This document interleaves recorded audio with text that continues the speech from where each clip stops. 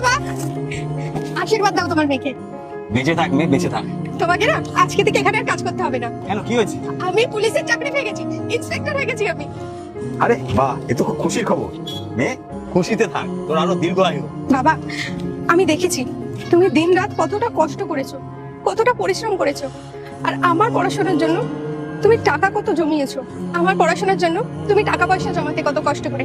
আর আজকে দেখো সেই পরিশ্রমের ফল পেয়ে গেছো তুমি। আচ্ছা তুই এটা তো বল আমাকে, যে তোর জয়েনিং কবে থেকে?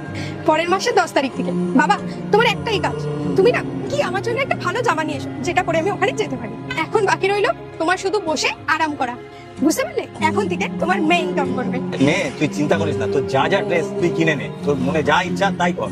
হ্যাঁ বাবা, আজকে যদি মা বেঁচে থাকতো কত খুশি হতো মা। মায়ের এই লাস্ট ইচ্ছে এটাই ছিল যে মা আমাকে পুলিশের ইউনিফর্মে দেখবে। আমাদের ভাগ্যে না অন্য কিছুই লেখা ছিল, সেই জন্যই মাকে আমাদের কাছ দিয়ে ভগবান সরিয়ে নিয়েছে। সেটা কোনো ব্যাপার না, মায়ের সামনে ইউনিফর্ম পরতে পারিনি তো কি হয়েছে, কিন্তু আমি চাই তুমি আমার ইউনিফর্ম পরা দেখো। আমি চাই দেশের জন্য কিছু করতে, কারণ আমি যে পথটা পেয়েছি ওটার সাহায্যে আমি দেশের জন্য অনেক কিছু করতে পারবো। আমি দেশের সেবা করবো আর মানুষ আমাকে মনে রাখবে, বুঝতে পারলে? আমি এতটাই সেবা করবো যে মানুষ আমার কথা ভুলতেই পারবে না। আরে আমার লাডলি মেয়ে, তুই সেবা করিস, কিন্তু তুই তোর মায়ের সম্বন্ধে যেটা বললি সেটা তো তুই জানিস না। আমি তোকে হয়তো সামনে থেকে দেখছি, কিন্তু তোর মা হয়তো তোকে উপর থেকে তারা হয়ে দেখছি, আর অনেক খুশিও হচ্ছে, জানিস তুই? হ্যাঁ বাবা তুমি ঠিকই বলেছো, মা হয়তো যেখান থেকে দেখছে মা নিজেকে খুশিতে ধরে রাখতে পারছে না। আমি মায়ের স্বপ্নও পূরণ করেছি আর তোমার স্বপ্নও পূরণ করেছি, এখন আমি খুব খুশিতে আছি। আর আজ থেকে তুমি বাড়িতে শুধু রেস্ট নেবে, তোমার যা চাই না আমি সবকিছু তোমাকে এনে দেবো।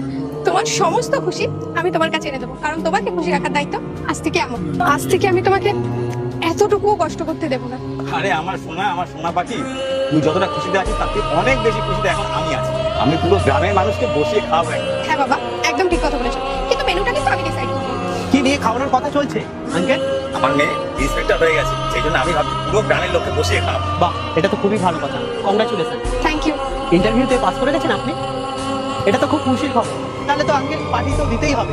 একদম বাবু একদম, কিন্তু তুমি অবশ্যই এসো আর তোমার পরিবারকেও সাথে নিয়ে এসো। হ্যাঁ আঙ্কেল, আমি তো অবশ্যই আসবো। নে মা এটা রাখ, কিন্তু আজকের দিনটা তো আমি কাজ করে নিচ্ছি, কালকে থেকে আমি আর কোনো কাজ করবো না। কিন্তু বাবা তুমি কাজ কেন করবে আবার? আরে মেয়ে, শুধুমাত্র আমার জন্য, আমার খুশির জন্য। কালকে থেকে নয় আমি তোর কথাই শুনবো, তোর আদেশই পালন করবো। ঠিক আছে, তোমার যেটা ভালো মনে হয় তুমি সেটাই করো। বাবু কালকে থেকে আমি কিন্তু আর কাজে আসবো না। বাহ আঙ্কেল, এটা তো খুব ভালো খবর। আর আজকালকার দিনে ছেলেরা চাকরি পেলে নিজের বাবা মাকে ভুলে যায়। পার্ট 2 দেখতে সাবস্ক্রাইব করুন SJ সোনি ব্লগ 2M।